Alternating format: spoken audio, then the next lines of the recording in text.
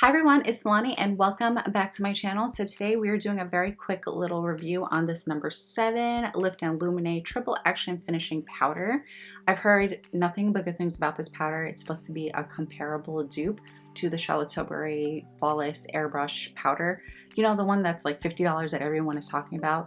I don't have that one, so I can't compare it to it, but I have been testing this out for a couple of weeks and I like it. I do really like it. So just a quick little, just quick little blurb about my skin. I do have acne prone skin. I have hyperpigmentation, and normally I have normal to combination skin. Right now my skin is more on the dry to normal, and it's very sensitive, very sensitive. And I have been using this powder, and it is illuminated powder. What that means is not a matte powder, and it does, so when you think illuminate, you think dewy, you think glowy, you think lit from within, right? So with this, it's not matte, but it's not dewy. Your skin looks like skin. Your skin looks healthy. It looks like you've just been drinking your water. It looks like, you're good. It looks like your skin is just nice and smooth and all the good things that you want without having any shimmer in here. Now, I'm the type of person where I always like to bring a touch-up powder with me whenever I go places, just in case, I get a little oily in my T-zone. I need to do a little touching up. After using this, I haven't noticed that I really needed to touch up much. It doesn't produce oils in my skin. Sometimes when I find using an illuminating powder or something that has a little bit of natural glowiness or dewiness, it tends to produce a little more oils in my skin, especially around my nose area, my T-zones, all the places that normally get a little dewier than others. And I haven't found that issue with this, so I do really like this powder. It is a finishing powder, which means it is not full coverage. I haven't noticed any coverage with this powder, but it does give you color but no coverage, so keep that in mind. It doesn't claim to give you full coverage. It doesn't claim to give you coverage at all. It's just supposed to be a finishing powder. As far as the packaging, I don't love it and I don't hate it. I don't hate it because it's nice, cute, compact. I like the shape. It's perfect to just throw in your bag in case you do need to touch up throughout the day. But as far as the packaging, it is a mirrored packaging and you see fingerprints. There's no hiding. Tons of fingerprints, and because I'm in here and I constantly use powders, it just gets all over here and it's just very hard to clean, so I don't really care for that.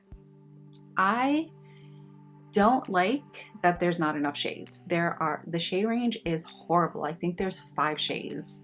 What are we gonna do with 5 shades? I just feel like they need to expand and give us a little more. So when I bought this a couple of weeks ago, I want to say, I've been testing it out, but the shade was too dark for me then. Not now. Right now I did get pretty tan, so this matches my skin perfectly. This is shade medium. The one before it was way too light. There was no possible way of me making work.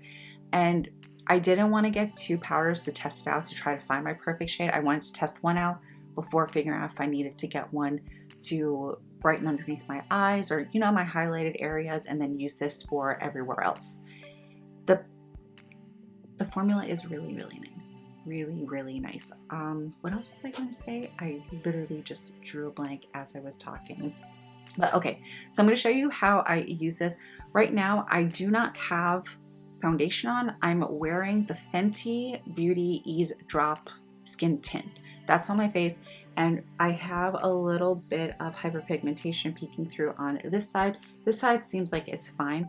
I also just need to dust off my little baking powder. I was just using the Huda Beauty Banana Bread, and I'm dusting it off with my Real Techniques little setting brush. This is the one that everyone uses and talks about because it's so good. So I'm just going to show you how I use this and what I use it for. I only use this to set the areas of my face that I haven't yet set. So I always use a baking powder underneath my eyes, and then I set my face and my cheek area with the bronzer. I don't typically go in with a powder. Sometimes if I feel like I need it, then I will, but today I didn't. So the brush I like using is this Eco Tools. I believe this is the Ultimate 360 brush. This is the biggest one that comes with the set of 3. This is the face one. So what I like to do, let me just kind of show you. This is the brush I like. I just stipple, I just kind of like push this in so I get a little bit of product. Nothing too much, and because I'm pushing it in and this type of brush, I'm not getting much fallout at all. And over here is where I have the baking powder. This is what I like to do. I just like to stipple in that area just to make sure that I'm not getting that white cast, because I want it to look flawless and blend well.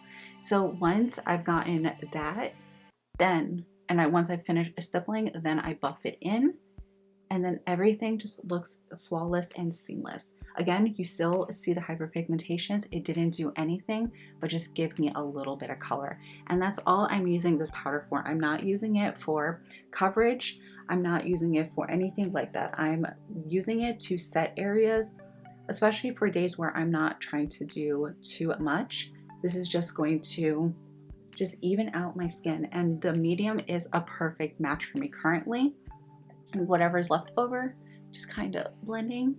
I can also use this right over here just to make sure if my highlight area or my concealer went a little too low. Just kind of buff and smoothen out, and it's no longer super, super bright. But this is literally all I use this powder for. I'm not looking for coverage. I'm not looking for anything like that. My skin is set. It looks good. Everything is just nice and blended. And I like it. I really, really do like this. I'm really hoping that they're going to expand their shade range. And if you're looking to trying the Charlotte Tilbury powder, just try this one first. Like I said, I can't compare it to that one because I haven't tried it, but everyone said that it's comparable, that has used it, has raved about this, and I don't have anything negative to say about the formula and the product itself. So I really, really hope this video helps some of you guys, helps you save a little bit of money, just helps you out overall. And thank you so much for watching. Please don't forget to like, comment, share, and subscribe, and I will see you in my next video. Bye.